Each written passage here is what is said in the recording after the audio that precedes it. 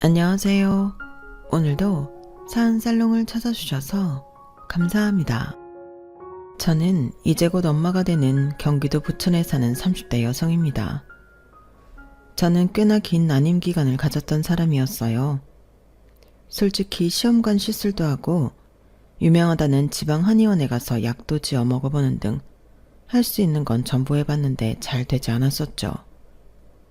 살면서 어지간해서는 뜻대로 이루지 못한 일이 별로 없던 저였는데 생명은 제가 바란다고 쉽게 가질 수 있는 건 아니었어요. 그래서 할 수 있는 만큼 했고 이젠 포기해야겠다고 마음먹었는데 이렇게 감사하게도 아이가 찾아왔고 아이를 품고 있던 그 시간 동안 저는 매일이 기적 같은 날이고 또 신비로운 일상이었는데요. 그것 말고도 제가 경험한 기적 같은 일이 또 하나 있어 이렇게 사연을 써보내게 되었습니다. 사실 이 사연을 쓰게 된 목적은 따로 있어요.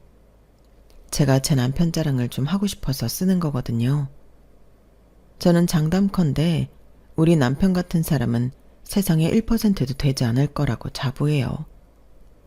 그만큼 저희 남편은 저에게 최고의 남편이고 저희 엄마에게 최고의 사위인데 원래 사위 사랑은 장모라는 말이 있잖아요. 그래서인지 저를 빼고도 저희 엄마와 저희 남편 사이는 누가 보면 아들이랑 엄마 아니냐고 할 정도로 돈독하고 아름답게 그지없는데 지금부터 저희 남편과 저희 엄마의 사연을 소개해 볼까 합니다. 솔직히 저는 꽤 오랫동안 친정엄마를 미워한 딸이었어요. 왜냐하면 저희 집의 엄마로 하여금 폭삭 망했었기 때문이었죠. 그리고 돈도 돈이지만 엄마가 친 사고에 아빠가 밤낮으로 그걸 수습하기 위해 일을 하시다 사고로 하루아침에 돌아가시는 일이 일어났고 그 충격으로 저는 이 모든 일이 전부 엄마 탓으로 생각됐는데 그래서 엄마 곁에 있을 수가 없었어요. 또 가뜩이나 마음이 약한 엄마는 저를 볼 면목이 없다며 서운하다 표도 내지 못하고 마치 죄인처럼 지내시기도 했는데 그래서 더 어린 마음에 엄마를 용서할 수 없었던 것 같아요. 엄마의 마음, 엄마의 사정 따위는 생각하고 싶지도 않았거든요.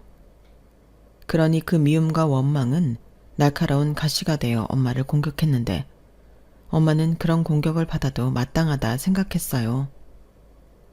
저희 엄마가 젊어서부터 마음이 약해 사기를 잘 당했는데 그게 나이를 먹어도 고쳐지지 않았거든요.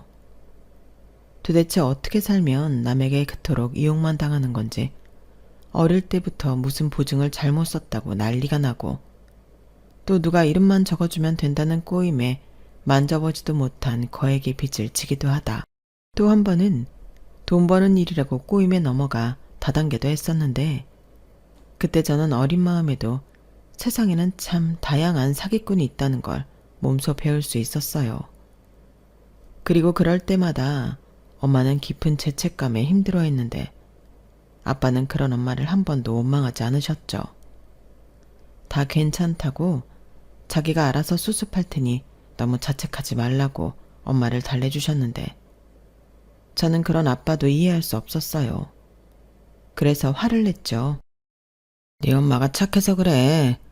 원래 아무것도 모르는 부잣집 애기씨였잖아. 아빠 만나서 외갓집에서 쫓겨나고 그래도 아빠랑 너만 보고 산 엄만데 수정이 네가 엄마 좀 봐줘라. 사정이 딱한 사람을 보면 도와주고 싶은 마음이 든다는 걸 어쩌니. 아빠도 엄마의 그런 온화하고 착한 마음에 반해서 결혼까지 했는데 이제 와서 그렇게 살지 말라고 할 수도 없잖아. 아빠도 많이 반성하고 있어. 그리고 그 돈은 아빠가 열심히 일해서 메꿀 거니까 우리 공주는 걱정할 필요 없고 하던 대로 공부 열심히 해. 아빠 말 무슨 뜻인지 알지? 저렇게 말하며 아빠는 늘 죽으나 사나 엄마 편만 드셨는데 그걸 보면 저희 엄마는 무슨 복을 그렇게 많이 타고났는지 전생에 나라를 여러 번 구한 사람이 틀림없었어요. 그렇잖아요. 세상에 우리 아빠처럼 말도 안 되는 맹목적 사랑을 베풀어 줄 수 있는 이가 또 누가 있겠어요. 자식인 저도 그렇게는 못하겠는걸요. 그러니 아빠의 사랑이 어떤 때는 경이로울 지경이었는데 그럼에도 불구하고 남의 말에 홀랑 넘어가 사기나 당하고 오는 엄마를 저는 아빠처럼 좋아하긴 힘들었죠. 그나마 다행인 건 제가 엄마가 아닌 아빠 쪽을 많이 닮았다는 건데, 그래서 저는 절대 손해보는 일 따위는 하지 않을 거라 믿어 의심치 않았어요. 그런데 엄마가 마지막으로 당한 사기로 집까지 날리게 된 우리 집은 하루아침에 2층 양옥집에서 반지하 단칸방으로 형편이 수직선으로 바닥을 찍게 되었는데, 한참 예민한 시절에 저는 불만이 크게 닿았어요. 오죽하면 저런 엄마라면 그냥 없는 게 낫지 않냐, 그런 못난 생각도 했었는데 그때가 제 나이 19살이었어요. 고3이라 가뜩이나 날이 뾰족뾰족하게 서 있는데 엄마라는 사람은 바보처럼 사기나 당하고 가족들을 힘들게 하니 그때는 그냥 집을 확 나가고 싶은 심정이었죠.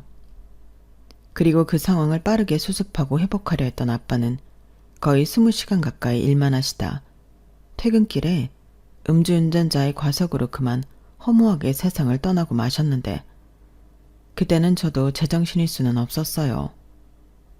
물론 저희 엄마도 그때는 큰 충격을 받아 쓰러지셔서 병원에 입원까지 하시게 되었죠. 하지만 저는 그런 쓰러진 엄마도 불쌍해 보이지 않았는데, 앞으로 내 인생에서 엄마를 용서하는 일은 결코 없을 거라고 누워있는 엄마를 보며 생각했어요. 그래서 그날 이후 저는 대학 진학도 포기한 채 서울 고모집으로 올라왔는데요. 아빠의 장례식이 끝나고 큰 고모가 그러셨어요.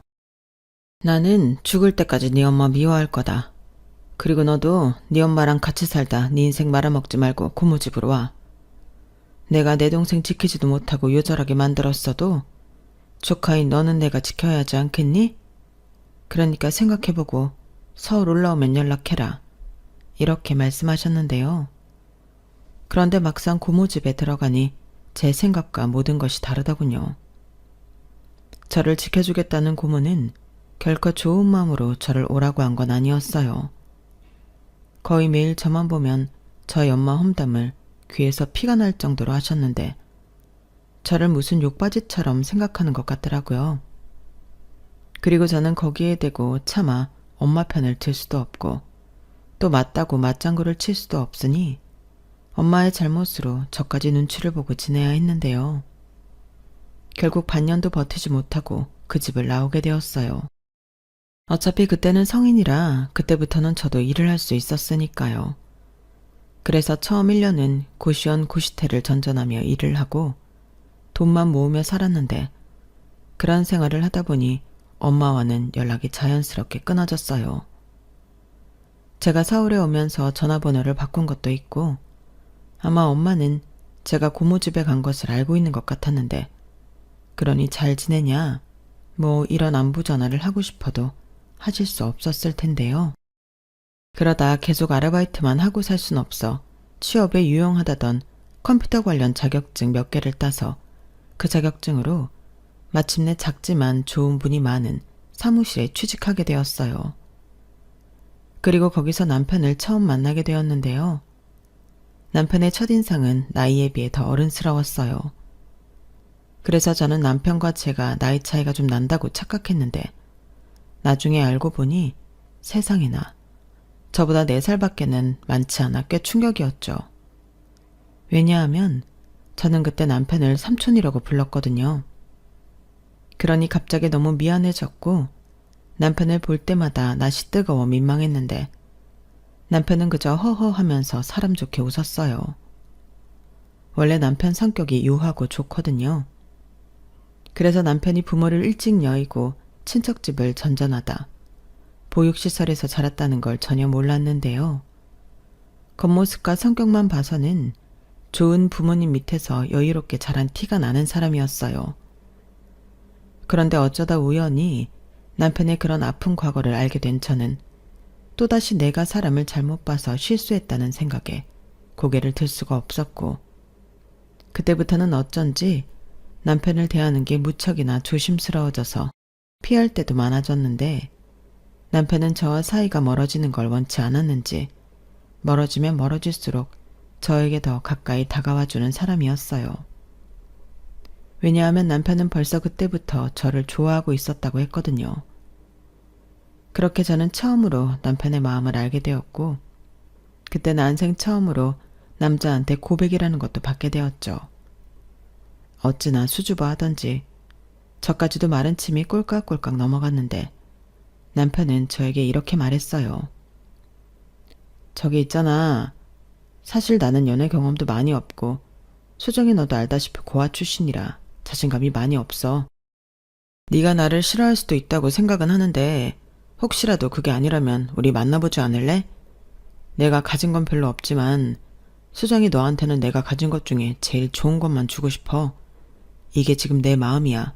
라고 하더라고요. 저는 그때 무슨 마음이었던 건지 남편이 자기가 고아 출신이라는 걸 부끄럽게 생각하는 게 싫었는데, 그래서 저도 아, 정말요? 근데 저도 오빠가 생각하는 것처럼 괜찮은 사람은 아니에요. 집이 유복한 것도 아니고. 사실 저도 친척 눈치 보다가 혼자 나와서 살고 있는 거거든요. 라고 이야기했는데 생판 모르는 남에게 제 이야기를 한 건 아마도 그때가 처음이었어요. 그리고 남편은 제 말을 듣고도 저도 자기랑 같은 처지의 사람이라고 생각했는지 정말? 수정이 너도 부모님이 안 계셔? 라고 토끼 눈은 하며 물었는데 그때 잠깐 망설이다 하는 수 없이 아니 그게 아니고요. 엄마는 계세요. 안 보고 산 지 오래됐지만 라고 저는 불편하기만 한 엄마와 제 이야기를 남편에게 조심스레 털어놓게 되었어요. 근데 그게 참 말을 다 하고 난 후엔 민망하고 난감하게 그저 없었는데 이상하게 속이 참 시원한 거예요. 생각해보면 그때는 남이 할까 무조건 제 과거는 숨기고 싶었던 것 같은데 그래서 다른 사람이 저에게 괜한 관심을 갖지 않고 저에 대해 물어보지 않았으면 좋겠다고만 생각했거든요. 그러면서 무언가 숨기고 사는 게 꽤나 불편했다는 걸 깨달았는데요. 제 이야기를 처음부터 끝까지 진지하게 들어준 남편은 정말 진심으로 걱정하는 얼굴로 더 멀어지고 서먹해지기 전에 엄마와 화해하는 게 좋을 것 같다고 하더군요. 그러면서 자기는 그런 엄마라도 있으면 소원이 없을 것 같다고 했는데 솔직히 그건 남편이 괜한 오지랖을 부리는 거라고 생각했죠. 그때도 몸은 성인이지만 정신과 마음은 아직 10대의 티를 벗지 못했기 때문에 저는 남편의 그런 생각해주는 척 부리는 오지랖이 싫었는데요. 속으로 생각했어요. 자기는 부모가 없으니까 잘 모르는 거지. 세상엔 없는 게 더 나은 부모도 있다고요. 하지만 이런 제 생각은 입 밖에 꺼낸 적이 없음에도 아주 오랫동안 제 마음에 박힌 가시처럼 아프고 엄마에게 미안했는데 나중에 엄마가 저와 떨어져 지내면서 많이 힘들었다는 걸 알게 되었어요. 자기 때문에 사랑하는 가족이 모두 떠났다고. 아빠에 대한 죄책감과 저에 대한 미안함으로 TV에 나오는 자연인처럼 모든 걸 다 버리고 혈혈단신으로 숨어 지내기도 했다는데 건강이 나빠져서 엄마의 막내 동생인 이모한테 SOS를 친 것 같더라고요. 그나마 외가 식구 중에 엄마가 유일하게 연락하고 지냈던 사람이 막내 이모였는데 이모는 이참에 정신 똑바로 차리지 않으면 영영 딸 자식 얼굴도 못 보고 살 거라고 엄마한테 이를 악물고 살라고 했고 그날 이후 엄마는 다시 태어나는 마음으로 돈을 벌었어요. 그래서 이모와 반찬 가게도 차리고 나름 열심히 살고 있었는데 그러면서 저를 찾으려 무던히 노력을 하셨나 보더라고요. 하지만 고모가 네가 무슨 낯짝으로 네 딸을 찾아? 네 딸은 내가 잘 데리고 있으니까 관심 끄고 너나 잘 살아. 피 같은 내 동생 인생 그렇게 요절하게 만들었으면 너도 우리한테 죄인이다. 다시는 연락하지 마. 수정이 찾을 생각도 하지 말고. 라고 했다는데 솔직히 너무 화가 났어요.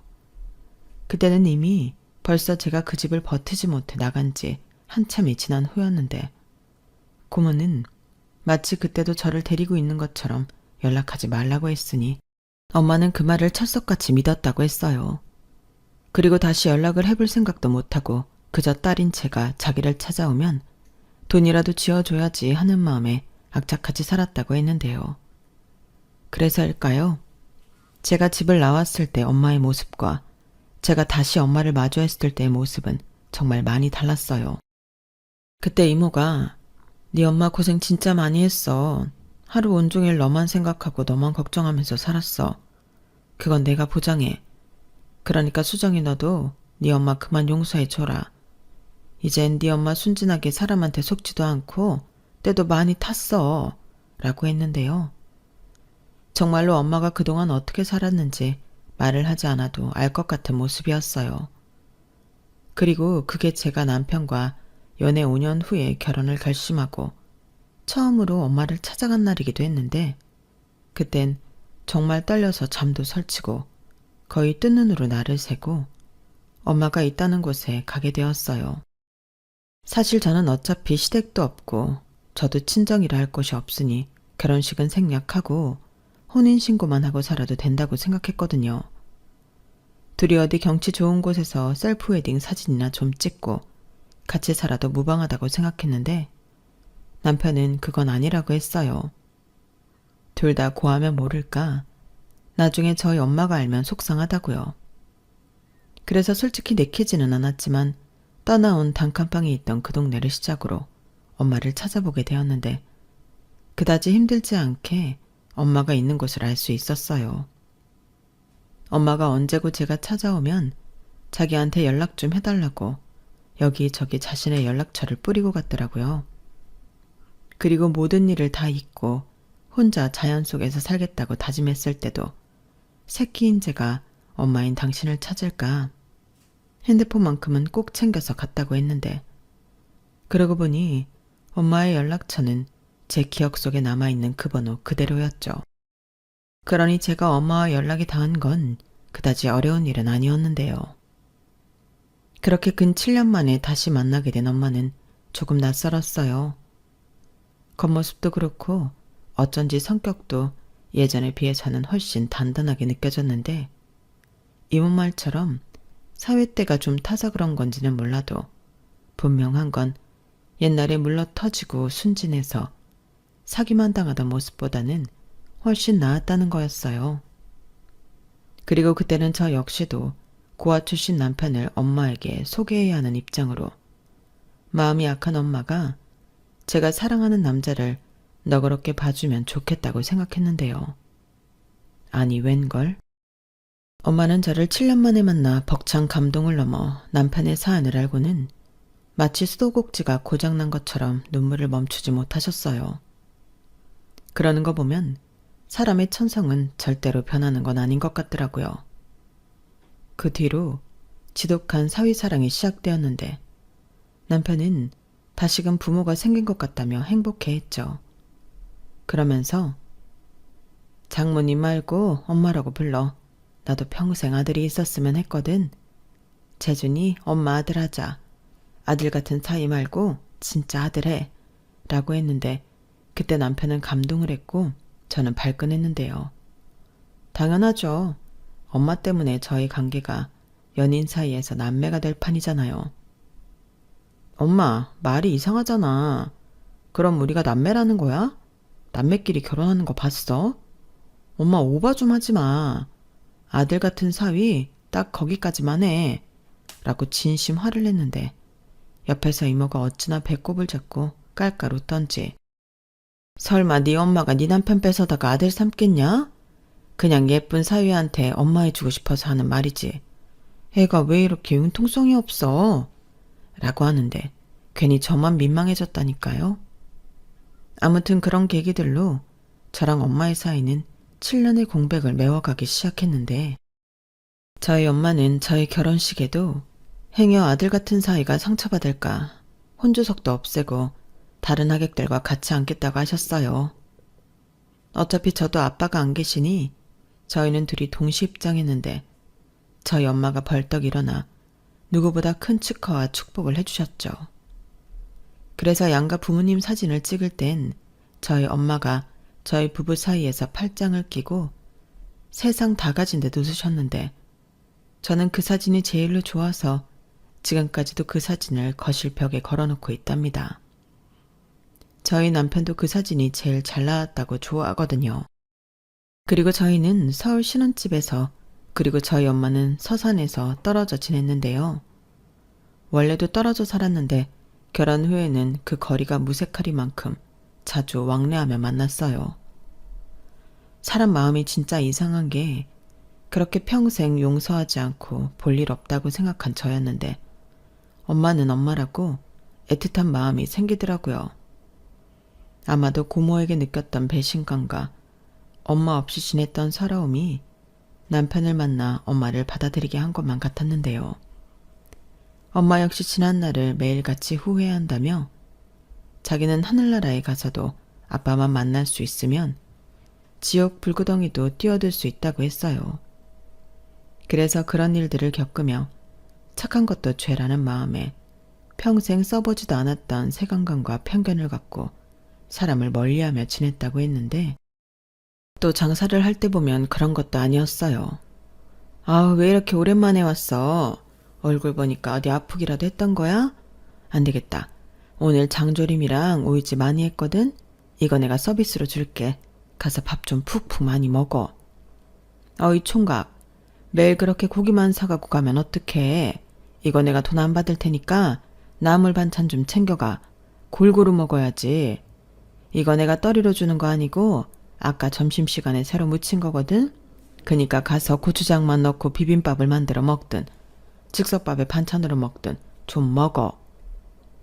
이렇게 손님이 말하기도 전에 본인이 퍼주기 바빴는데 저희 이모도 저건 어쩔 수 없다고 고개를 절레절레 흔들었어요. 뭐 그 덕에 인심 후한 사장님이라고 단골이 많기도 했는데 음식 솜씨는 저희 이모랑 엄마가 진짜 좋거든요. 그래서 결혼 후에도 저희 부부도 제가 음식을 잘하지 못해 음식을 받아서 먹었는데 그럼 정말 소 돼지라도 키우는 건지 두 사람 먹는데 택배 기사님도 힘들어할 만큼 많은 양의 국과 반찬이 배달되어 왔어요. 덕분에 저도 그렇게 반찬들이 오는 날에는 이웃들에게 나눠드리게 됐는데 다 먹지 못해서 버리게 되면 그것도 아깝고 곤란한 일이니 엄마 덕에 선심을 쓰게 되었어요. 그러자 그 덕에 이웃들에게 매번 고맙다고 과일도 받고 감자나 고구마, 옥수수 같은 것도 받으며 꽤 잘 지내게 되었는데요. 그럴 때마다 자주 듣는 말이 있었어요. 근데 애기는 언제 가죠? 애기 울음소리 들어본 적이 한참 됐는데 어디 애기 소리 좀 들어보자. 시끄럽다고 민원넣고 그러지 않을 테니까 하나 낳아봐. 아니다. 이왕이면 둘 셋 낳고 내가 애기 보는 거 도와줄게. 이런 식으로 아이 언제 가지냐? 한 살이라도 어릴 때 애를 갖는 게 좋다 하시며 불필요한 관심을 주시기도 했는데 둘 다 아이 생각이 없는 건 아니라서 그때부터 조금씩 초조함을 느끼게 되었어요. 저는 우리 부부가 그래도 나이가 많은 것도 아니고 마음만 먹으면 언제든 아이를 가질 수 있을 거라고 생각했거든요. 그런데 뭐가 문제인 건지 자연 임신은 한 번도 성공한 적이 없었고 산부인과 검사를 받아도 둘 다 문제가 없다며 열심히 노력해보다 정 안 되겠으면 시험관 시술을 고려해보려고 했는데요. 그렇게 저희 난임 기간이 시작되었어요. 시험관 시술이라는 것도 진짜 아프고 힘들더라고요. 그래도 소중한 생명을 갖는 거니 그 정도는 감수해야 한다는 마음으로 참고 견뎠는데 2번 정도 임신에 성공했으나 초기에 유산을 하면서 저는 몸도 마음도 우울해졌어요. 그때 남편이 언제든지 포기해도 된다고 했는데 저는 포기가 되지 않았죠. 왜냐하면 이렇게 임신이 어려울지 모르고 남편과 이세 계획을 세우며 주고받은 말들이 있었는데 그때 남편은 아이를 최대한 많이 낳아서 북적북적하게 살고 싶다고 했어요. 그게 자기의 꿈이었다고 하면서요. 그러면서 어린이날은 뭘 하고 크리스마스엔 자기가 직접 산타 분장을 해서 나타나 아이들에게 선물을 주겠다는 등 별의별 이야기를 나눴는데 저는 내심 꼭 그런 가정을 만들어 남편의 꿈을 이뤄주고 싶었어요. 그런데 둘 셋은 고사하고 한 명도 이리 갖기가 어려웠으니 너무 우울했는데 거기에 남편은 또 둘만 재미있게 살아도 된다고 하니 그 말을 믿을 리가 없었어요. 거기에 엄마는 애타게 손주 소식을 기다리면서도 행여 제가 신경 쓸까봐 마음에도 없는 거짓말을 했는데요. 엄마는 손주보다 니들이 더 중요해. 손주야 없어도 상관없지. 그러니까 너 힘들면 그만해라. 이렇게 말하는 엄마였지만 이모한테는 왜 임신이 안 되는지 모르겠다고 침울해 하셨어요. 그걸 또 제가 못 봤으면 좋았는데 우연히 보게 되었고 그 후로는 마음이 좋지 않더라고요. 해서 저희 부부는 제가 우겨서 난임센터도 다니게 되었는데 성공 사례도 있긴 했지만 어려운 사람들이 더 많았으니 저희 부부도 그렇게 될까 마음이 늘 무거웠어요. 그리고 밖에서 애기들만 보면 그렇게 눈에서 눈물이 나왔는데 남편이 그 모습을 보더니 우리 이제 진짜 그만하자. 애기 없어도 상관없어. 우리끼리 재미있게 살면 되지. 내가 생각해보니까 애기 있으면 여행도 잘 못 다니고 자기는 또 출산하고 힘들잖아. 에이, 안 하는 게 더 좋아. 그니까 우리 애기 갖는 거 이제 그만하고 신나게 놀러나 다니자. 라고 했는데 저는 그런 남편이 고마우면서도 미안해서 아무런 대답을 하지 못했어요. 그런데 그런 난임 기간을 무려 7, 8년 겪다 보니 몸과 마음이 축 나서 제 스스로도 안 되는 건 안 되는 거니 이쯤 했으면 포기할까 하는 마음이 들었고 며칠 끙끙 앓고 털고 일어나려 했는데 그때 충격적인 일이 벌어졌어요. 그건 바로 알아누웠다는 딸 소식에 보양식을 바리바리 싸들고 서울로 온 엄마가 아빠처럼 교통사고를 당했다는 연락을 받게 되었는데 어찌나 손발이 덜덜 떨리고 심장이 튀어나올 정도로 요동을 치는지 저는 그 자리에서 아무것도 하지 못했고 소식을 접한 남편이 나서서 저 대신 이리 뛰고 저리 뛰고 했는데요. 저희 엄마는 곧장 응급수술을 받게 되었어요. 하지만 출혈이 너무 많았기 때문에 살 확률이 20%밖에는 되지 않는다고 병원에서 말했고 저는 무너지고 말았어요. 이렇게 엄마까지 잃어버리는 건가 너무 공포스러웠는데 남편은 무슨 말이냐고 절대 그런 일 없다고 자기는 엄마를 믿는다고 저도 엄마를 믿으라고 했는데 그때 남편의 목소리도 떨리고 있었어요. 하지만 자기가 무너지면 안 된다고 생각했는지 가까스로 버티며 홀로 수술실 앞에서 망부석이 된 남편이었는데요. 그러면서 저는 힘들다고 집에 가서 쉬고 있으라고 하더군요. 제가 그때 몸도 별로 좋지 않고 아무런 준비도 없이 병원에 왔기 때문에 남편은 집에 가서 있다가 자기의 연락을 기다렸다가 필요한 것들을 좀 챙겨오는 게 어떻겠냐고 했는데 저는 싫다고 했어요. 우리 엄마 딸인 내가 있어야지 그런 생각이 들었거든요. 하지만 남편은 이런 거 길게 봐야 해. 그리고 자기랑 내가 한 몸인데 내가 있으면 자기가 있는 거지. 지금은 모든 가능성을 열어두고 우리가 거기에 맞춰서 대응하는 게 최선이야. 자기 요즘 몸 컨디션 별로라고 힘들어했잖아. 일단 자기부터 빨리 컨디션 회복하고 나랑 교대하자. 아까 수술 잘 끝나도 오늘은 중환자실 가셔야 한다고 했어. 그러니까 사실상 자기 여기 있어도 잠깐 면회밖에는 안 돼. 내가 전화할게. 라며 저를 무조건 집으로 돌려보내려 했는데 나중에 그러더라고요. 혹시라도 만약에 안 좋은 결과가 있거나 수술이 끝난 엄마의 모습이 너무 좋지 않으면 제가 충격을 받을까봐 자기가 먼저 확인하고 저에게 알리고 싶었다고 했는데 저는 그것도 모르고 남편이 왜 저러나 짜증이 났어요. 내가 자식이지 자기가 자식인가? 그런 생각도 했는데 일단 정말로 아무런 준비도 없이 병원에 온 거라 남편의 말을 듣기로 했죠. 대신 내일 아침 일찍 만반의 준비를 해서 병원에 다시 와야겠다. 그렇게 생각하고 남편에게 꼭 전화달라고 이야기한 뒤 집으로 돌아왔는데요. 현관문으로 들어오는 순간 후들거렸던 다리는 힘을 아주 잃었어요. 그래서 신발도 벗지 못하고 현관에 주저앉아 한참을 서럽게 목 놓아 울었던 저는 이 모든 걸 안쓰럽게 지켜보실 것만 같은 아빠한테 제발 엄마를 데려가지 말라고 떨어져 지낸 시간이 너무 기니까 조금 더 같이 지내고 싶다고 간절한 마음을 담아 빌었는데요. 집에 온 지 2시간 후에 남편에게 연락이 왔어요. 엄마 수술 잘 끝났어. 중간에 위험했던 순간이 있었다곤 하는데 무사히 고비도 잘 넘겼고 지금은 회복실에 있다가 당분간은 중환자실에서 경과를 지켜본다고 하더라고. 나 엄마 얼굴 보고 자기한테 사진도 찍어서 집에 갈게. 우리 자기 많이 놀랐을 텐데 엄마 괜찮아. 내가 괜찮을 거라고 했잖아.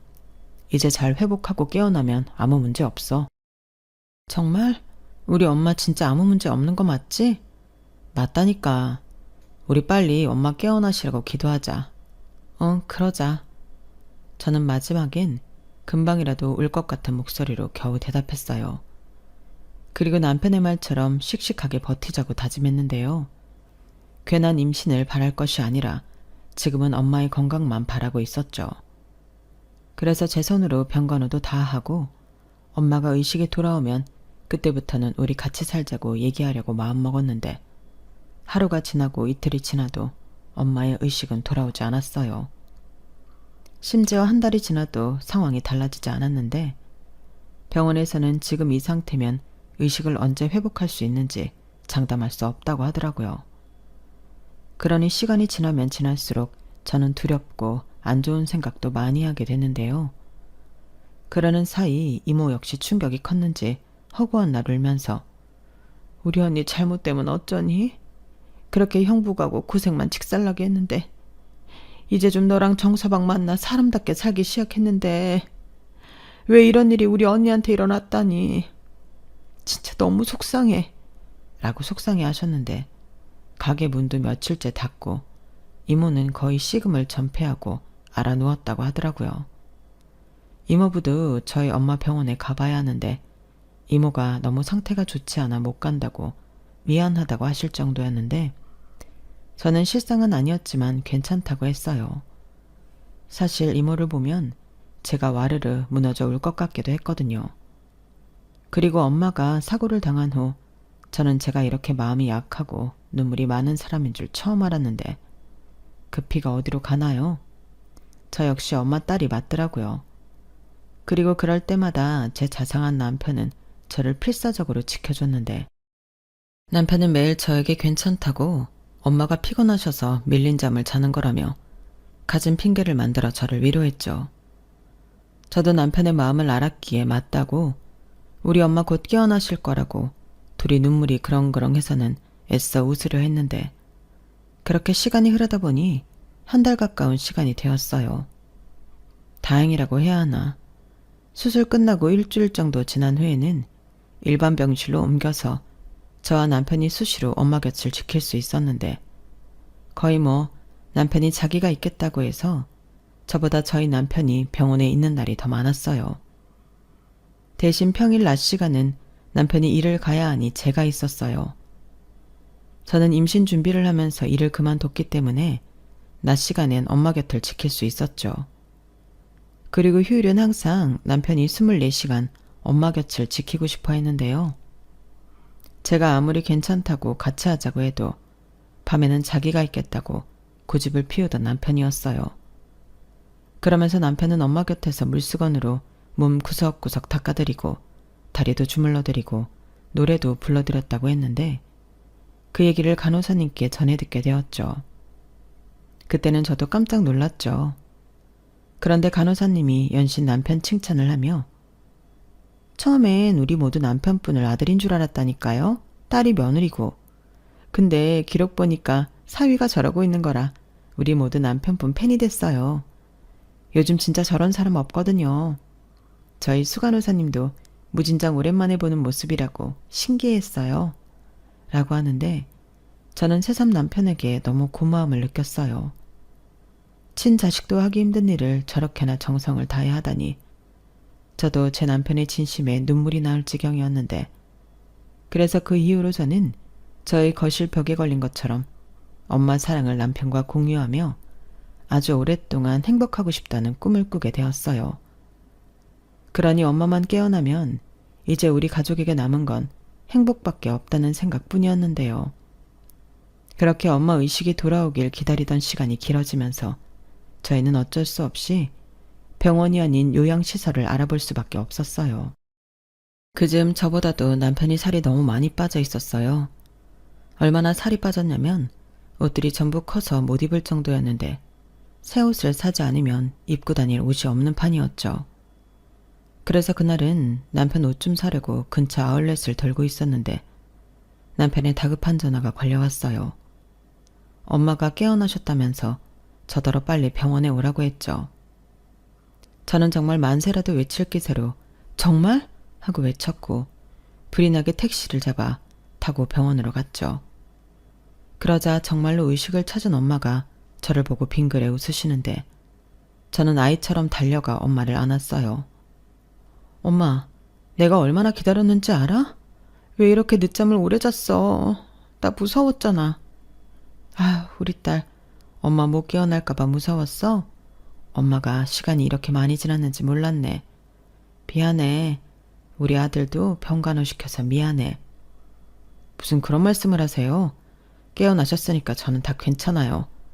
저는 엄마만 무사히 저희 곁에 계실 수 있으면 진짜 다 괜찮아요. 남편은 그런 말을 하면서 끝내 울음을 참지 못했어요.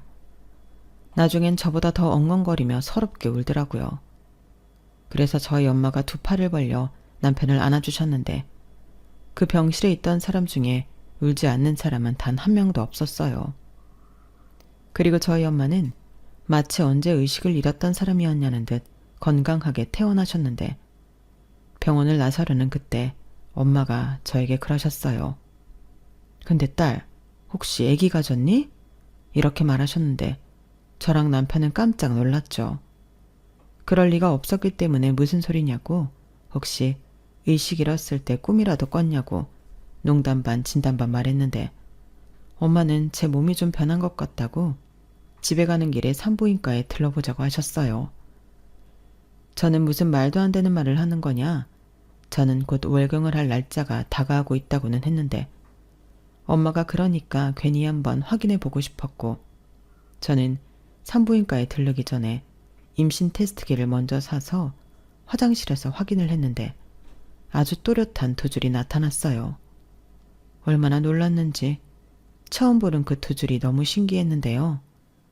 저는 곧장 남편과 엄마에게 임신 테스트기를 보여주고 산부인과로 향했어요. 그리고 벌써 임신 8주라며 아이 심장 뛰는 소리도 들었어요. 벌써 몇 번째 눈물을 흘리고 있는지 모를 저희 부부와 엄마였어요. 그동안 제 컨디션이 나빴던 이유가 다 이것 때문이었더라고요. 저는 그런 줄도 모르고 무심한 엄마였는데 그렇게 집에 돌아오니 저희 남편은 신이 났어요. 오늘은 아주 기쁜 날이 연달아 있으니까 이 집안 머슴인 제가 두 마나님을 모시겠습니다. 아유, 됐어. 거기에 엄마는 빼야지. 그리고 음식도 해본 사람이 하는 건데 뭘 할 줄 안다고. 에이, 엄마도 참 저 잘하는 거 되게 많아요. 제가 기회가 없어서 못 보여드려서 그렇지 사실 음식은 제가 수정이보다 한 수 위라니까요. 엄마는 기다렸다가 맛만 보시면 됩니다. 아마 맛을 보시면 이젠 장모님이 아니라 저랑 반찬 가게 하고 싶으실 수도 있어요. 뭐? 아유, 저 넉살을 어쩌면 좋아. 내가 저 넉살 보고 싶어서 벌떡 일어났지. 엄마도 참 그랬으면 더 일찍 깨어났어야지. 우리가 얼마나 조마조마하면서 엄마 깨어나길 기다렸대. 사람 피를 말리고 일어났으면서 무슨 벌떡이야? 아유, 그랬네. 엄마가 잘못했지. 앞으로 평생 엄마가 갚을 빚만 또 생겼네. 빚은 무슨, 앞으로 평생 행복할 날만 남았지. 이젠 셋이 아니라 넷이잖아. 그러니까 엄마도 서산에 갈 생각하지 말고 이제 우리랑 살아. 우리 애도 엄마가 키워줘야지. 너 벌써부터 엄마더러 애 보라고 시키려고? 이모가 그러는데 애 봐준 보람은 없다던데. 그야 나는 모르지. 근데 엄만 싫어? 그래서 나보다 이모가 더 좋다고? 아님 그 반찬 가게가 우리보다 더 중요한가? 그럴 리가. 엄마도 그냥 해본 소리지. 설마 엄마가 우리 딸이 하는 부탁을 거절하겠어? 엄마는 우리 딸이랑 아들 그리고 태어날 우리 손주를 위해서라면 뭐든 다 할 수 있어. 예전에 네 아빠처럼 다 해줄 거야. 하물며 엄마는 다시 태어났는데 뭘 못하겠니? 그럼 진짜 이제 여기서 사는 거다. 나중에 말 바꾸면 안 돼. 그래, 엄마도 여기서 아들, 딸, 손주까지 엄마 아주 째지게 살아보자. 그래서 저희 가족은 그렇게 함께하기로 했어요. 이모는 그 소식에 잠깐 서운하다고 난리가 났지만 이젠 자식을 옆에서 편하게 지내라고 나중엔 엄마를 꽉 안아주었죠. 그리고 지금 막달이 가까워지는 제 옆에서 엄마는 하나부터 열까지 전부 다 챙기면서 새 식구 맞을 준비를 하느라 정신이 하나도 없는데요. 아주 요즘은 저희 부부보다 저희 엄마가 더 저희 아이를 기다리는 눈치예요. 벌써 아이 이름까지 유명하다는 장명소에서 지어와서는 계속 부르고 계신데 요즘은 할머니 부름에 자기 여기 있다고 대답이라도 하고 싶은지 뱃속 아이의 태동이 심상치 않아요. 마치 자기 존재를 제일 먼저 알아봐준 사람이 할머니라는 걸 안다는 듯 벌써부터 할머니만 좋아할 낌새가 다분한데 참고로 제 뱃속 아이의 성별은 왕자님입니다. 사실 벌써부터 걱정이에요. 아들 엄마는 힘들다고 하시는 분이 많더라고요. 그래서 요즘은 진통 오는 것도 무섭고 출산하는 것도 무섭고 낳아서 키울 일도 겁이 덜컥덜컥 나는데 저희 애가 뱃속에 있을 때부터 발길질이 심상치 않았거든요. 한 번은 발바닥 모양으로 제 배에서 존재감을 드러낸 적도 있었는데 태어나서도 말썽 꽤나 피울 것 같다고 남편이 각오를 단단히 하자고 하는 거 있죠? 그러면서 벌써부터 같이 축구찰 기대에 맨날 싱글벙글인데 이게 바로 엄마 아빠의 온도 차이인가 봅니다. 그래도 뭐 그렇게 바라던 아이이니 말은 이렇게 해도 저는 매일 감사하고 행복해요. 자식을 낳아보면 나보다 더 소중한 존재가 있다는 걸 알게 된다고 하던데 저는 그저 제 아이를 사랑으로 키울 생각입니다. 나중엔 마음이 어떻게 달라질지 모르지만 지금은 공부 못해도 상관없고 말썽 피워도 상관없으니 그저 아빠 닮은 건강한 아이로 자라길 바랄 뿐이에요. 그 이상을 바란다면 그건 욕심이죠. 어떻게 찾아온 귀한 선물인데요. 다만 엄마, 아빠, 할머니 너무 힘들게 하지 않았으면 하는 아주 작은 소망이 있다는 점만 우리 아이가 알아주길 바라는 마음인데 제가 지금 마음을 잃지 않고 좋은 엄마가 될 수 있도록 따뜻한 조언과 응원 많이 부탁드립니다. 출산의 고통은 경험한 적이 없어 요즘 그게 제일 궁금하고 또 두려운데 저도 이젠 정말 어른이 되려나 봐요. 엄마가 전에 그런 말을 해준 적이 있거든요. 엄마는 아이를 낳았다고 바로 되는 게 아니라 그 아이가 엄마라고 불러주던 날 되는 거라고 하셨는데 그래 저 자신도 제가 처음 엄마라고 불렀던 그날을 잊지 못한다고 하셨어요. 그리고 출산의 고통은 그런 기쁨에 견줄 것도 아니라며 저더러 두려워하지 말라고 하셨는데 부디 엄마의 그 말이 진짜이길 바라며 저는 이만 사연을 마치도록 하겠습니다. 아, 제가 저희 남편 자랑하고 싶어서 사연을 신청하게 됐다고 했잖아요. 그래서 사연 말미에 적어보자면 저희 남편 정말 대단하지 않나요? 저는 하늘에 계신 아빠가 당신이랑 꼭 닮은 저희 남편을 저에게 보내줬다고 생각할 때가 많아요. 그리고 그런 아빠가 보내준 사람답게 저와 저희 엄마를 아주 많이 사랑하고 챙겨주는 사람인데 저도 저희 엄마도 이젠 저희 남편 없이는 한시도 살 수 없답니다. 그만큼 저희 남편은 저희 가족 중에서도 제일 중요한 사람이 되었어요. 그리고 저는 임신을 하기도 전부터 남편이 좋은 아빠가 될 거라는 걸 한 번도 의심해 본 적이 없는데요. 그러니 저희 집은 저만 잘하면 되는 것 같아요. 저는 전생에 무슨 좋은 일을 많이 해서 우리 남편을 만났을까요? 그러니 이런 좋은 사람을 곁에 오랫동안 둘 수 있도록 저도 걸맞는 좋은 아내가 되고 싶습니다. 아울러 저희 엄마한테도 착한 딸이자 태어날 아이한테는 현명한 엄마가 되고 싶은 바람이 큰데 앞으로 노력하며 즐겁게 살아보도록 할게요. 어디서 그런 글을 봤는데 인생이 심심하면 아들을 낳으라고 하더라고요. 앞으로 어떤 재미난 일들이 저를 기다리고 있을지 아직은 모르지만 열심히 살겠습니다. 그럼 지금까지 제 사연 들어주셔서 대단히 감사드리고요. 늘 건강하시고 행복하시고 좋은 일만 가득하길 진심으로 바라겠습니다. 안녕히 계세요. 여러분, 사연 댓글에 응원과 현명한 조언 부탁드려요. 좋아요와 구독은 저에게 큰 힘이 됩니다. 오늘도 좋은 일 가득하세요.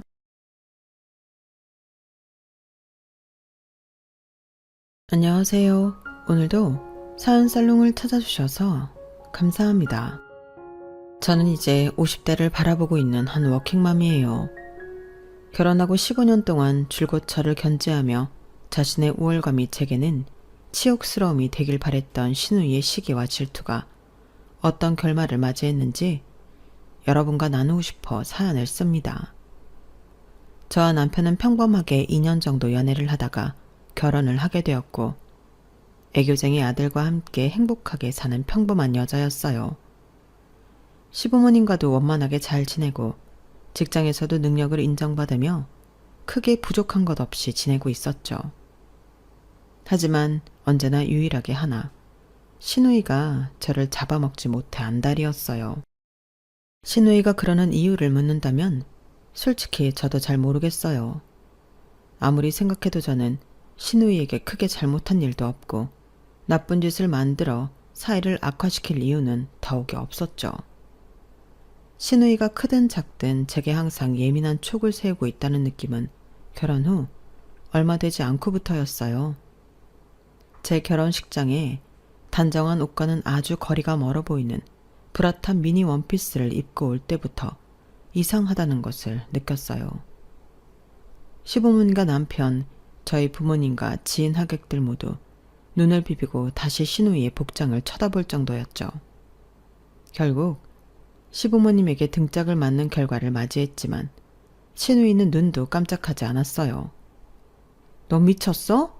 엄마가 사다 준 그 연한 갈색 정장은 어디에 냅두고 오빠 결혼식에 이런 미친년 같은 복장을 하고 나타나? 아, 왜? 내 결혼식도 아닌데 내가 입고 싶은 것 좀 입으면 안 돼? 네 결혼식은 아니지만 네 오빠 결혼식이잖아. 아휴, 사돈댁이랑 하객들 앞에서 얼굴을 댈 수가 없네. 얼른 가서 옷 갈아입고 와. 싫다니까. 나 오늘 이거 입으려고 한 달 동안 5kg나 뺐단 말이야. 엄마 딸이지만 나 너무 예쁘지 않아? 아휴, 아주 이런 날까지 우리 속을 뒤집어 놓지 아주. 맞아요. 신우이는 어릴 때부터 부모님 말을 듣지 않고 하고 싶은 대로 하고 살아온 자유분방한 여자였던 거죠. 저도 식장에서 신우이의 옷을 보고 식겁을 했지만 티를 낼 수는 없었어요. 어머, 아가씨 옷이 진짜 뭐랄까 아가씨 몸매를 돋보이게 해주네요. 언니 드레스도 브라탑이네요. 내 옷이랑 비슷하지만 색이 다르니까 괜찮죠? 네, 뭐 다르네요. 할 말이 없어 얼버무리는 제 옆에서 남편과 시부모님은 면목 없는 사람이 되어버렸지만 저는 그 일을 금방 잊고 말았죠.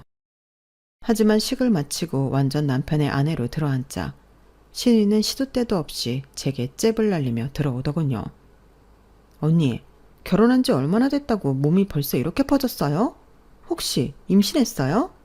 네? 아니요, 몸무게는 안 늘었는데. 많이 살쪄 보여요? 네, 엄청요. 여자는 결혼해도 가꿔야 하는데 애도 낳기 전에 벌써 이러면 어떡해요? 보다 못한 남편이 옆에서 한 소리를 했어요. 우리 인숙이 결혼 전이나 지금이나 똑같은데 뭐가 살쪘다가 난리야. 예쁘기만 하구만. 정아, 너나 신경 써. 너 이번에도 회사 그만뒀다며. 도대체 이게 몇 번째냐? 나한테 안 맞는 일을 뭐하러 억지로 참아가면서 하고 앉아있어. 싫으면 빨리빨리 다른 것도 알아보고 해야 시간 낭비도 안 하지. 세상 사람들 전부 자기가 싫어도 꾹 참고 하는 거야. 너처럼 뭐 안 맞는다, 어떤 사람이 싫다, 일이 너무 어렵다 이러면서 못하겠다고 다들 금방 그만두면 세상이 어떻게 돌아가겠니? 아씨, 또 샌님 같은 소리 하고 있네. 내 인생은 내가 알아서 할 테니까 오빠는 오빠 가정에나 신경 써. 입을 삐쭉 내밀며 남편과 신우이는 싫은 소리를 주고받았고 저는 그 자리가 너무 불편했어요. 이런 일들은 수도 없이 많았어요. 언니, 이게 뭐예요? 굿자? 이렇게 짝퉁티가 덕지덕지 나는 싸구려 가방은 왜 들고 다녀요? 안 쪽팔려요? 그래요. 저는 그냥 제 동생이 준 거 사이즈도 괜찮고 가벼워서 막 들고 다닌 건데 저는 그런 브랜드 신경 안 써요. 아무리 신경 안 써도 그렇지. 이건 좀 심하잖아요. 굿자가 뭐예요, 굿자가? 이거 진짜 괜찮아요. 엄청 많이 들어가는데 하나도 안 무거워요. 언니나 많이 들고 다녀요. 난 엄청 많이 안 들어가고 무거워도 진짜 구찌 것만 들고 다닐 테니까. 신우이가 주는 면박에 무안해진 저는 고개를 돌렸어요. 하지만 신우이는 그게 기회다 싶었는지 이것저것 꼬투리를 잡아 제 앞에서 제 앞담화를 대놓고 하기 시작하더군요. 언니, 뭐 이런 브랜드다 명품이다 관심 없다고 자꾸 그러는데 관심 가져야 돼요. 구찌를 드는 거랑 굿자를 드는 거랑 사람의 격이 달라 보이잖아요. 그 차이를 왜 몰라요? 딱 보면 보이지 않나? 그런 걸로 저는 사람을 잘 판단하지 않아서 신경을 안 쓰고 살았네요. 아니 언니, 무슨 말을 그렇게 해요? 그럼 나는 그런 걸로 사람 판단하는 것 같이 말을 하네요? 아니에요. 그리고 사람마다 다를 수도 있죠. 제가 워낙 치장에 신경을 안 쓰다 보니까 기분 풀어요. 고기도 먹어본 사람이 먹는다고. 나는 언니가 좀 이촌티를 벗어났으면 좋겠어요. 어색하게 웃기만 하는 저를 보며 더 배알이 꼬였는지 그 뒤로도 신우이는 저만 보면 옷이고 가방이고 치장하는 것들로 꽃두리를 번번이 잡곤 했죠. 어머, 언니 피부 왜 그래요? 아, 그러게요. 요 며칠 뾰루지 같은 게 막 올라오네요. 없는 건 아니죠? 네? 언니도 알잖아요. 나 엄청 관리하는 거. 옮기라도 하면 어떡해요? 그리고 언니도 평소에 피부과 좀 다녀요. 얼굴이 이렇게 푸석푸석해서 어떡해요? 벌써 애가 셋이라 그래도 믿겠어요. 겨울이다 보니 건조해서 뭘 발라도 이 모양이네요. 여자가 이러고 있으면 오빠가 나중에 밖에 나가서 바람펴도 할 말 없어요. 그러니까 진작에 관리를 해야죠. 남편의 바람 얘기에 저는 살짝 발끈했으나 금방 안정을 되찾고 말했어요. 오빠가 뭐 그런다고 바람피고 그럴 사람인가요? 아가씨, 오빠를 왜 그렇게 몰라요? 아무렇지 않게 받아치는 저를 보며 분에 씩씩거리는 신우이는 눈을 한번 흘기고는 돌아서더군요. 모든 일이 이런 식이었어요. 본인 오빠랑 결혼한 사이인데도 자기 식구들까지 욕보이며 저를 건들더군요. 그래도 그 전까지는 애교로 봐줄 수 있었어요. 본게임은 신우이 역시 결혼을 하게 되면서부터 시작이었죠. 정아, 결혼할 남자 데려왔다네? 그래? 아가씨도 결혼하는 거야? 아휴, 걱정이야. 진짜 그렇게 철 안 든 애를 누가 데려가서 고생할지. 아가씨 콧대 아무나 안 구했을 것 같은데? 제 예상이 딱 맞았어요. 연애 때부터 남성 편력이 심했던 신우는 고르고 골라 자기가 여왕처럼 살 수 있을 것 같은 남자와 결혼을 하더군요. 얼굴과 몸매의 치장에 최선을 다했던 신우는 어떻게든 돈이 많은 사람과 엮이려 애썼고 그 가상한 노력이 빛을 발하여 어디서 한번 들어봤을 법한 중소기업의 사장 아들을 꼬셨더군요. 신우이답게 결혼 전부터 할 수 있는 난리는 다 피우고 주변 사람들을 참 번거롭게도 하고 다녔어요. 제가 묻지도 않은 말을 하고 싶어 못 참는 얼굴을 하곤 했어요. 언니는 웨딩드레스 어디서 했죠? 드레스요? 기억도 안 나요. 그냥 저렴하면서 깔끔하고 무난했던 것 같은데. 아, 그래서 기억이 안 나는구나? 난 우리나라에 딱 3벌밖에 안 들어온 거 골랐는데. 그런 것도 있어요? 네, 구하기 엄청 어려운 드레스예요. 제 친구들도 그거 어떻게 구했냐고 계속 물어보고 난리예요. 아, 그래요? 좋겠네요. 오빠가 피부랑 마사지 이런 거 관리받으라고 카드도 준 거 있죠? 결혼이 6개월이나 남았는데 벌써요? 언니는 몰라도 한참 몰라. 6개월이든 1년이든 언제나 관리해야죠. 내가 전부터 언니한테 뭐라 그랬어요. 무조건 여자는 첫째도 관리, 둘째도 관리, 셋째도 관리라고 했잖아요. 언니는 진짜 이러고 다니는데 오빠가 가만히 있어요? 오빠는 저한테 뭐 관리해라, 살찌지 마라 이런 얘기 하나도 안 해요. 그냥 제 자체가 좋대요. 우리 오빠도 나 자체를 좋아해요. 그냥 내가 더 돋보일 수 있도록 해주겠다고. 네, 너무 좋은 분 만나셔서 아가씨가 행복하시겠어요. 관리 잘 받고 오세요. 뒤돌아서 보진 못했지만 아마 약올라 죽겠는 신우의 표정은 불보듯 뻔했죠. 그렇게 신우는 그 누구보다 소란스러운 결혼을 했고 본인도 본인 가정이 생겼으니 더 이상 절 괴롭히진 않겠지 하고 내심 생각하고 있었어요. 하지만 정말 큰 복병이 숨겨져 있었죠. 저와 남편은 딱 2년 동안 신혼을 즐기고 아이를 갖자고 계획하고 있었고 운 좋게 그렇게 일이 진행되었어요. 시부모님은 저희 임신 소식에 뛸 듯이 기뻐하셨죠. 어머, 우리 집 첫 손주가 드디어 생기는구나. 인숙이 힘든 일 없게 경준이 네가 잘하고 많이 챙겨줘. 그렇잖아도 경준 씨가 잘해줘요. 아, 기특해라. 얼마나 예쁜 애기가 나올까나? 저는 대학 졸업 후 한 분야에서 계속 일해왔고 스카우트까지 받으며 회사의 러브콜을 받고 있는 상태였어요. 그래서 회사에서는 제가 출산 후에도 꼭 다시 복귀해 주었으면 좋겠다는 의사를 표시해 주었고 그 덕분에 눈치 보지 않고 저는 임신 초기부터 편하게 휴직을 할 수 있었죠. 제 임신 소식에 신우는 축하는커녕 안 입고 온 말투로 제게 그러더군요. 이제 진짜 아줌마 세계로 가는 거예요? 아, 슬퍼. 정말 애 엄마라니. 아가씨는 아기 안 낳을 거예요? 아가씨도 애 낳으면 애 엄마 세계로 가는 건데 뭘 그래요. 그리고 저는 뭐 별로 그런 것 때문에 슬프거나 하지 않아요. 어차피 사람 다 늙어가는 건데 그 과정 중에 하나인 거죠.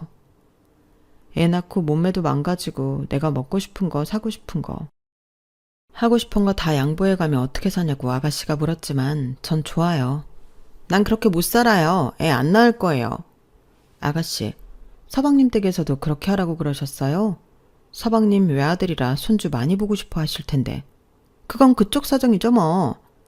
에이, 그래도 서방님이랑 결혼했는데 그쪽 사정이라고 하는 건 아니죠. 가족인데. 더 듣기도 싫은지 획 하고 나가버린 신우이였어요. 하지만 그로부터 2달 뒤 웃긴 소식을 전해 들었어요. 바로 신우이의 임신 소식이었죠. 저는 남편 앞에서 코미디가 따로 없다며 박장대소를 하고 웃었죠.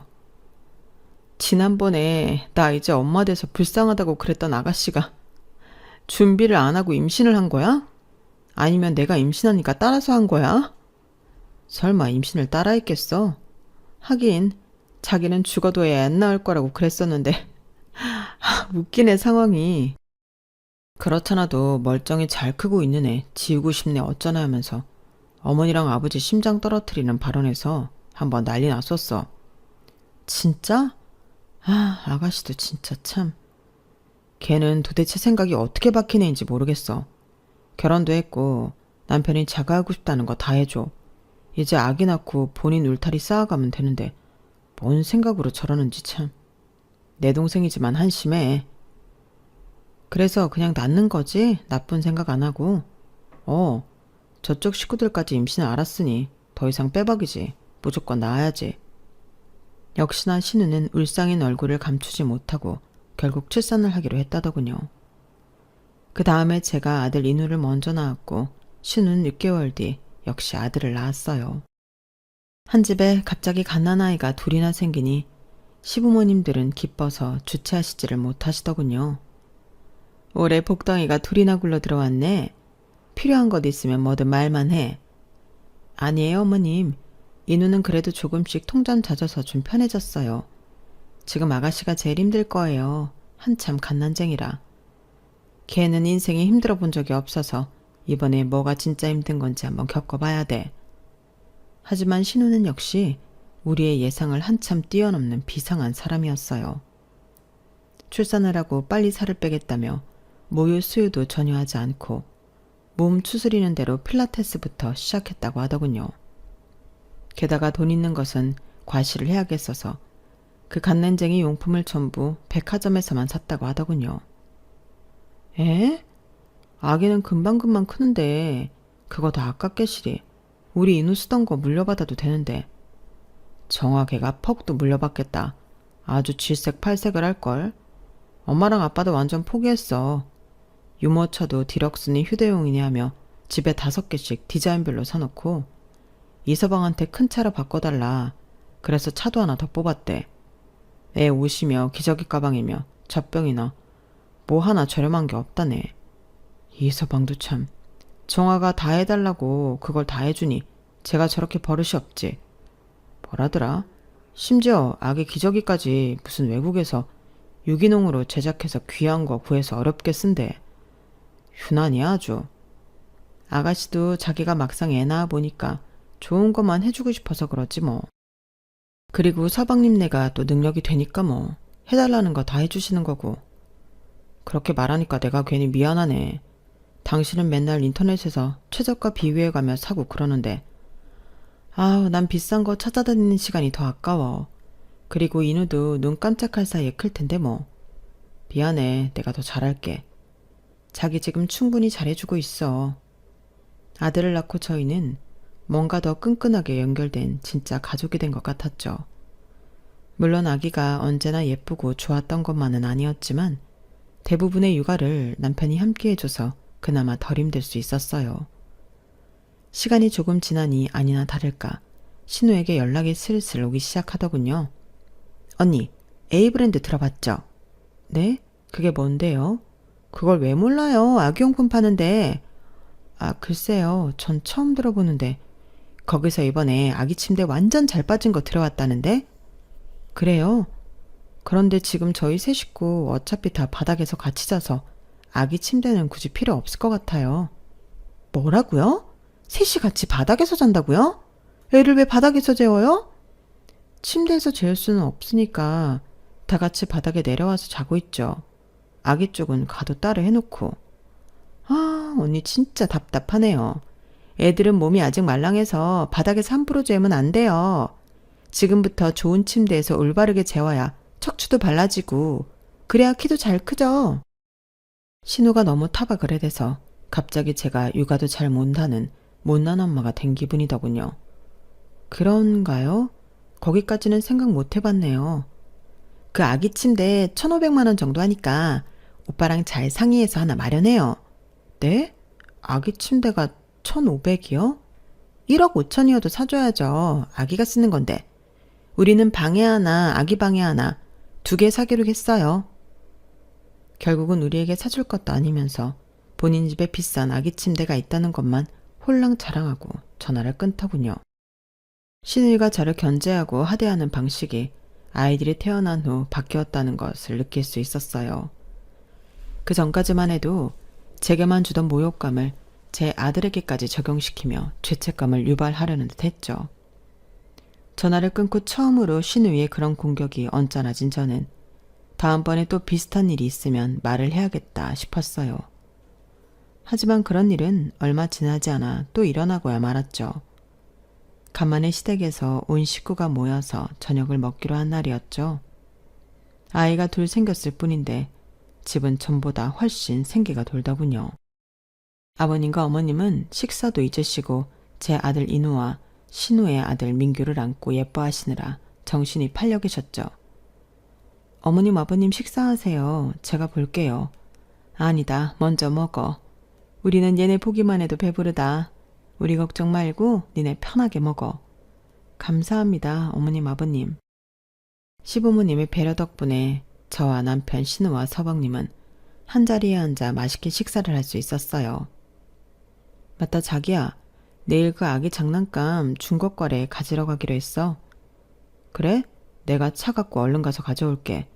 그래 줄래? 고마워. 저희 부부의 대화를 들은 신우는 호들갑을 떨며 말하더군요. 설마 인우 거 중고거래했다는 말 아니죠? 맞아요. 인우 장난감. 어머, 언니는 오빠는 미쳤어요? 어떻게 장난감을 중고거래로 사요? 저를 바라보는 신우이의 눈빛에는 경멸이 섞여 있더군요. 네?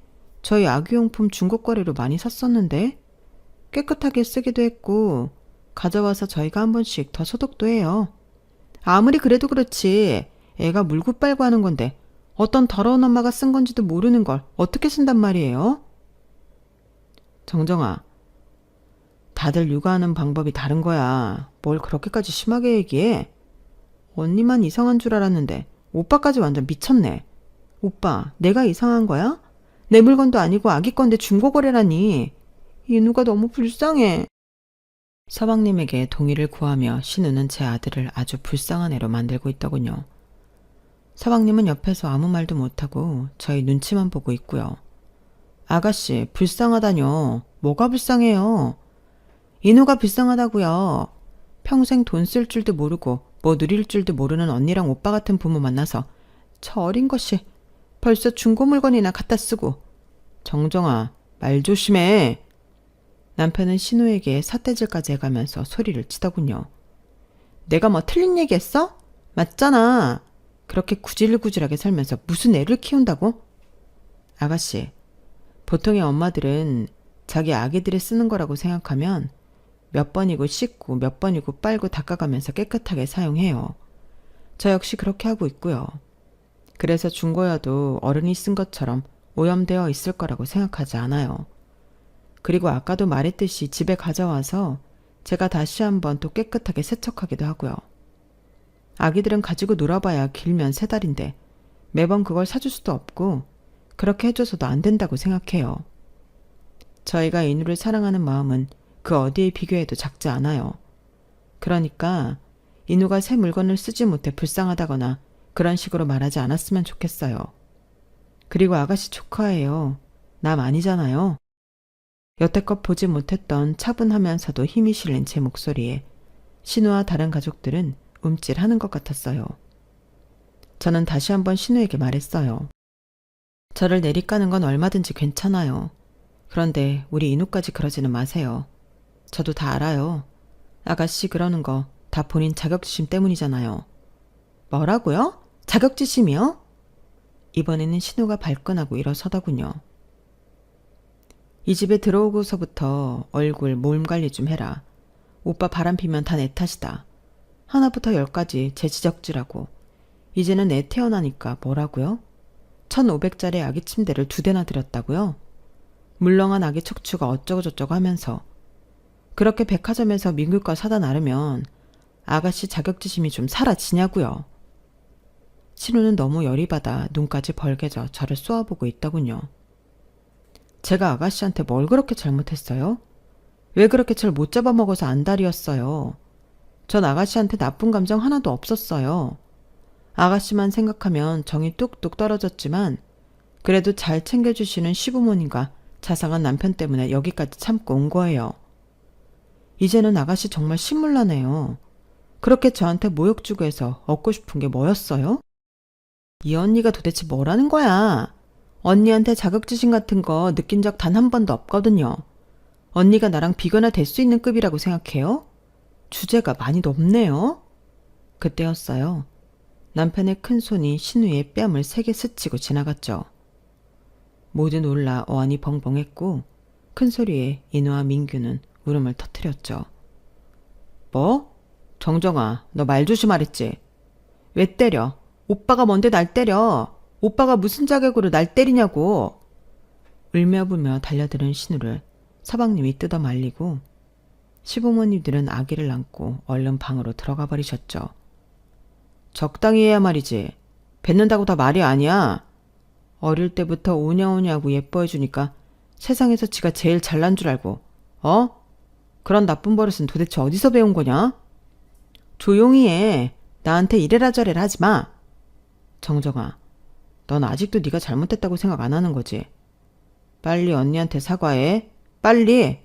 내가 뭘. 난 잘못한 거 하나도 없어. 오빠랑 언니나 나한테 사과해.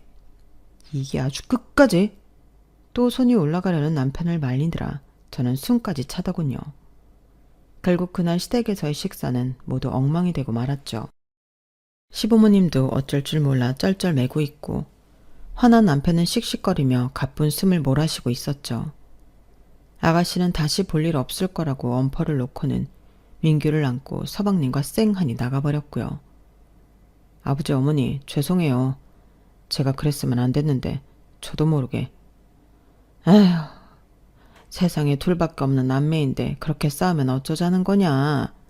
그래도 동생인데 오빠인 네가 잘 달랬어야지. 죄송합니다.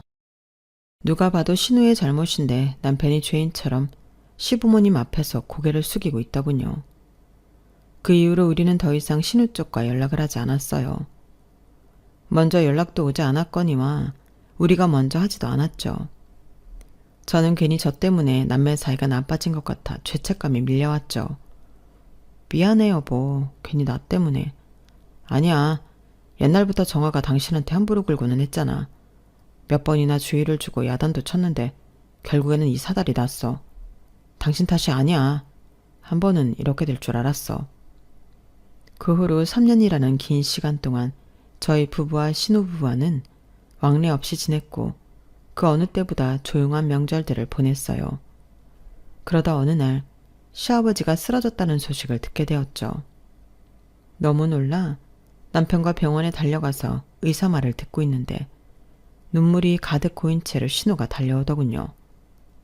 아빠 어딨어요? 아가씨, 다행히 지금은 좀 안정을 취하셨대요. 우리는 지난 몇 년 동안 연락 없이 지냈던 것에 대해 따로 풀 필요도 없이 그렇게 시아버지의 병원 상황으로 다시 자연스럽게 이어지게 되었어요. 남편과 신우는 술까지 한잔 해가며 오래 이야기를 하더군요. 신우는 오히려 이제는 저를 좀 피하는 눈치였어요. 저는 그럴수록 더 신우에게 말을 걸고는 했죠. 민규 많이 컸죠? 말도 잘하겠다. 그쵸? 네, 인우도 많이 컸겠어요. 힘이 저보다 세요. 벌써부터 제가 못 이기겠어요. 저희 시답잖은 농담에도 신우는 굳은 얼굴로 대화의 자리를 빠져나가고는 했어요. 아무래도 저희 모두 아주 예전처럼 돌아가기는 힘든 듯 했어요. 남편과 신우 역시 기본적인 도리만 서로 하며 살았고 저와는 더욱이 왕래를 하지 않았어요. 아버님은 그 후 잘 회복되어 퇴원도 하시고 집에서 편하게 보내게 되셨지만 남편과 신우 남매의 소원해진 듯한 사이에 나름 고민이 깊으셨죠. 그렇게 또 시간이 흘렀고 어린 아기였던 인우와 신우의 아들인 민규가 변성기인 사춘기 학생이 되었어요. 시간이 참 빨리 흘러가더군요. 남편은 남편대로 저는 저대로 회사 일도 잘 되어가고 있었어요. 저는 한 팀의 팀장직까지 맡으며 다른 때보다 더 바쁜 나날들을 보냈고 남편 역시 승진을 해 안정적인 직장 생활을 하고 있었죠. 가끔씩 시댁에서 마주치거나 시어머니를 통해 듣는 이야기를 들어보면 신우는 크게 달라진 것이 없는 것 같았어요. 아직까지는 건재한 서방님의 사업 덕분에 골프도 치고 아파트도 더 넓혀 사는 등 여유롭게 지내더군요. 다만 민규가 공부에 딱히 흥미가 없는데도 미국 유학을 보내겠다는 둥, 영국으로 보내겠다는 둥의 억지 교육으로 갈등이 좀 있는 것 같더군요. 전처럼 활발하게 교류를 하고 있진 않았지만 신우는 아직 좋은 브랜드에 대해서 제게 말해줄 때가 제가 알아듣지 못하면 기분이 좋아 보이기는 하더군요. 어느 날 속초로 회사 세미나를 가게 되었어요. 3박 4일 일정이었고 준비할 것이 많아 그 전부터 바쁘게 보내왔어요. 저와 남편은 각자 차가 있어 저는 제 차를 몰고 속초에 가게 되었죠. 앞에 이틀이 어떻게 지나갔는지도 모르게 유독 바빴던 세미나였어요. 마지막 날 밤 겨우 팀원들과 술을 한잔할 짬이 나게 되었죠. 서로 잘했다며 격려를 한참 하고 있던 그때 저와 오래 함께 일한 한 직원이 곤란한 얼굴로 제 귓속말을 하더군요. 팀장님, 지금 리조트 주차장에서 차콜색 X차를 봤는데 번호판 뒷자리가 4989더라고요. 그거 팀장님 남편분 차 아닌가요? 맞아. 그 이 차가 여기 리조트에 있다고? 네. 팀장님이 직접 가서 한번 확인해 보셔야 하지 않을까요? 저는 의아해하며 직원과 주차장에 내려가게 되었어요. 정말 남편의 차가 떡하니 주차되어 있더군요. 유리창으로 차 안쪽을 살펴보다 저는 깜짝 놀랐어요. 운전석과 조수석 사이의 컵홀더에는 평소에 들고 다니지도 않던 예쁜 텀블러와 꽃무늬 손수건까지 있더군요. 저는 동공이 흔들리기 시작했어요. 이거 인우 아빠 차가 확실한데? 왜 여기 있는 거지? 차 안에 내가 못 보던 물건은 또 뭐고? 인우 아빠가 혹시 다른 여자를 만난 건가? 아니야. 분명히 내가 여기 세미나 오는 걸 알고 있는데 다른 여자랑 이 리조트에 왔을 리가 없잖아. 저는 남편에게 수차례 전화를 걸었지만 받지 않더군요. 전화 연결이 되지 않자 제 머릿속은 더 복잡해졌어요. 술맛도 떨어지고 밖에 혼자 나와 바람을 쐬며 미친 듯이 생각 퍼즐을 맞추고 있을 때였죠. 저쪽 바닷가에서 익숙한 목소리가 들려왔어요. 나도 몰라. 여기 바다 진짜 좋다, 그치? 역시 바다 하면 속초지. 누나랑 오니까 더 좋네. 나 남편한테 여기 오려고 거짓말 하느라 힘들었어. 자기, 나 오늘 밤에 진짜 나 잘 모셔야 돼? 아유, 여부가 있겠습니까? 걱정 붙들어 매세요. 이런 대화가 오가고 한 쌍의 남녀가 격렬하게 입맞춤을 하더군요. 그러다 저는 발견하고 말았어요. 그 익숙한 목소리와 실루엣의 주인공이 바로 신우라는 것을요. 저는 입을 틀어막으며 소리가 새나가지 않게 조심했어요. 자기야, 나 진짜 그냥 확 이혼하고 자기랑 살까? 에이, 누나. 그래도 아직은 좀 몸살려야죠. 재산 문제도 있다면서요. 맞아. 그 인간 재산만 아니었으면 벌써 그냥 버리고도 남았을 텐데. 이렇게 매력적인 와이프를 두고 무슨 일이 중요하다고 우리 누나를 외롭게 했을까? 그러니까 말이야. 하긴 그래서 자기를 이렇게 만나긴 했지만 말이야. 다시 한번 진한 입맞춤을 나눈 커플은 편의점으로 들어가 술로 보이는 것들을 사서 나오더니 리조트 엘리베이터 버튼을 누르고 기다리더군요. 아가씨가 도대체 왜? 저는 아무리 생각해도 신우가 왜 그곳에 있는지 또 다른 남자랑 함께 방으로 올라가는지 이해할 수가 없더군요. 그때였어요. 여보, 전화했었어? 미안. 나 간만에 반신욕 좀 한다고 있었는데 벌써 2시간이나 흘렀네? 집이지? 그럼 집이지. 당신 내일 오잖아. 내가 맛있는 거 해놓고 기다릴게. 그런데 당신 차 어딨어? 주차장에 세워놨어? 내 차? 아니, 어제 급하다면서 정아가 빌려달라 그래서 빌려줬어. 아가씨가? 자기 차가 갑자기 고장나서 센터에 들어갔는데 중요한 약속이 있대. 그런데 정아 차가 나랑 똑같잖아. 다른 차보다 운전하기 편하다고 내 거 빌려갔어. 내일 쓰고 갖다 준다던데? 마침 나도 내일 출근 안 하니까. 그런데 차는 왜? 아니, 그냥. 나 이제 들어가야겠다. 바닷바람이 춥네. 다음번에 같이 오자, 여보. 내일 조심해서 올라와. 저는 남편과 전화를 끊고 전후 상황을 알게 되었어요. 신우는 남편과 똑같은 차종을 몰고 다녔었는데 카센터에 맡겨야 되자 평소 본인 차와 똑같아서 운전하기 편했던 제 남편 차를 빌렸던 거죠. 리조트 주차장에 있었던 것은 제 남편 차가 맞지만 실제로 운전하고 여기 속초까지 온 것은 신우와 네온나무로 보이는 둘이었던 거예요. 이제야 여자 물건으로 보이는 손수건과 텀블러가 왜 있었는지 이해가 되었어요. 하지만 더 큰 문제는 이제부터였어요. 모르면 몰랐겠지만 저는 너무 큰 비밀을 혼자 알아버렸기 때문이죠. 남편에게 먼저 말을 해야 하나 하다가도 신우에게 알리는 게 맞다는 생각이 들었죠. 또 한편으로는 한 집안이 깨질 수도 있다는 생각이 들자 겁도 났어요. 남편의 조카인 민규 생각에 눈물도 나더군요. 다음날 저는 서울에 올라왔고 고민이 더 깊어졌어요. 당신 무슨 일 있어? 세미나 다녀와서 많이 힘들어하네. 3박 4일 동안 좀 무리했더니 많이 피곤하네. 나 좀 쉴게. 알았어. 남편에게 말도 못하고 혼자 끙끙 앓고만 있었죠. 저는 아무래도 신우에게 제가 알고 있다는 사실을 밝혀야겠다는 결심이 섰어요. 카페에서 만난 신우는 여느 때처럼 명품으로 온몸을 휘감고 나타났더군요. 언니가 웬일이에요? 이렇게 밖에서 다 보자 그러고 해가 서쪽에서 뜨겠네요. 아가씨, 뭐 할 말 없어요? 대고 언니한테 무슨 할 말이 있겠어요? 오빠 차는 왜 빌려갔어요? 내 차 퍼져서 하루 좀 빌렸어요. 지금 오빠 차 한 번 빌렸다고 지금 나한테 이러는 거예요? 참, 난 또 뭐라고? 아니요, 그것 때문에 그러는 거 아니에요. 그 차에 다른 남자를 태우고 속초 리조트에서 밤을 보내고 온 것 때문이죠. 순간 신우는 사색이 되며 말을 더듬더군요. 속초라뇨? 무슨 말이에요?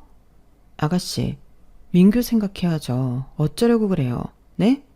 딱 보니까 아가씨한테 누나 하면서 애교 부리던데. 만나더라도 서방님과 정리를 하고 만나던죠.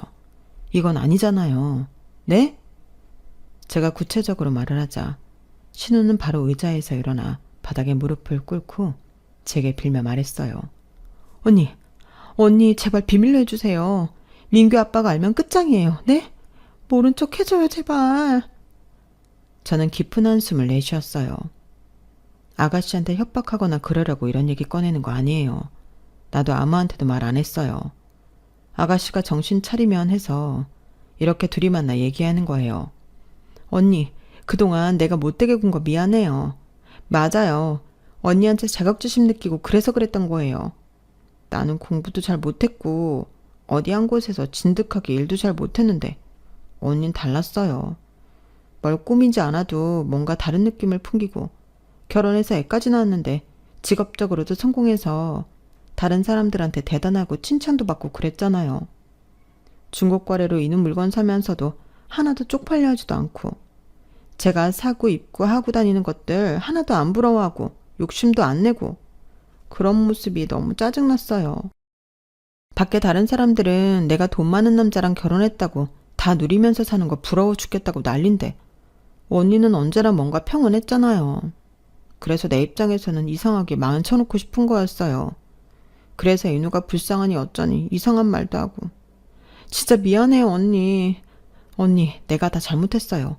지난 일도 다 용서해줘요. 제발 민규 아빠한테 아무 말 하지 말아줘요. 두 손을 싹싹 빌며 부탁하는 신우를 일으켜 세웠어요. 저한테 그런 질투심 유발 안 해도 아가씨는 충분히 예쁘고 매력있고 복받은 사람이에요. 나도 항상 아가씨가 부러웠어요. 하지만 부러우면 뭐 어쩌겠어요. 그게 내 삶도 아닌데. 아가씨도 남한테 보여주고 보여지는 삶 말고 아가씨 스스로에게 충실한 삶을 살아요. 아가씨는 누구랑 비교할 수도 없이 참 소중한 사람이잖아요. 제 말에 눈물을 뚝뚝 쏟으며 신우는 끝까지 제게 용서를 빌었어요. 저는 신우에게 내연남과 정리하겠다는 약속을 받고 그 모든 비밀을 함구하기로 했죠. 하지만 그 미리 밝혀지는데 얼마 오래가지 못했어요. 신우는 내연남과의 관계를 정리하려 했지만 그 남자는 다른 목적이 있었더군요. 서방님이 부자라는 것을 알고 접근했기에 쉽게 신우에게서 떨어지려 하지 않았죠. 결국 그 남자는 서방님에게까지 찾아가 신우와의 관계에 대해 다 말했고 둘이 만났다는 증거 영상까지 보여주고야 말았던 거예요. 그 일로 서방님과 신우 사이는 완전히 망가지고 말았죠. 잘못했다며 울고불고 절실하게 매달리는 신우에게 정이 떨어진 서방님은 민규의 양육권까지 빼앗아 버렸고 신우는 그렇게 버림받았어요. 유책 배우자로 위자료 역시 한 푼 받지 못했고요. 잘못이 크지만 당신 딸이 무너져가는 모습을 보고만 있을 수 없었던 시부모님은 신우에게 친정에 들어올 것을 권유했으나 면목이 없다며 그것 또한 거절하더군요. 저와 남편 역시 걱정이 이만저만이 아니었죠. 그렇게 이혼 절차가 끝나고 한동안 틀어박혀 지내기만 하던 신우는 어느 날 제게 메시지를 하나 보내고 호련히 떠났어요. 언니, 이제 와서 모든 것에 대해 후회한다 한들 무슨 소용이겠어요. 다 제 잘못인걸요. 언니, 고마워요. 제 상황은 이렇게 다 망가져버렸지만 언니가 제게 해줬던 말 잊지 못할 거예요. 저도 어딘가에서 제 진정한 삶을 찾아서 돌아올게요. 그게 시간이 얼마나 걸릴지 모르겠지만 남들에게 보여주기 위한 것이 아닌 정정화의 진짜 삶을 꼭 찾아올게요. 그동안 참 미안하고 고마웠어요, 언니. 염치 없지만 엄마 아빠도 잘 부탁해요. 오빠랑 인우도 잘 지내길 바랄게요. 제 걱정은 하지 마세요. 지금 신우가 떠난 지 1년이 흘렀지만 아직 아무 소식도 없어요. 하지만 간간히 멋진 노을 풍경이나 울창한 풀숲 사진을 보내며 자신이 잘 지내고 있다는 것을 알려오고 있답니다. 어디서든 신우가 꼭 자신만의 삶을 찾길 바라며 사연을 마무리할게요. 여러분도 모두 행복하시고 건강하세요. 여러분, 사연 댓글에 응원과 현명한 조언 부탁드려요. 좋아요와 구독은 저에게 큰 힘이 됩니다. 오늘도 좋은 일 가득하세요.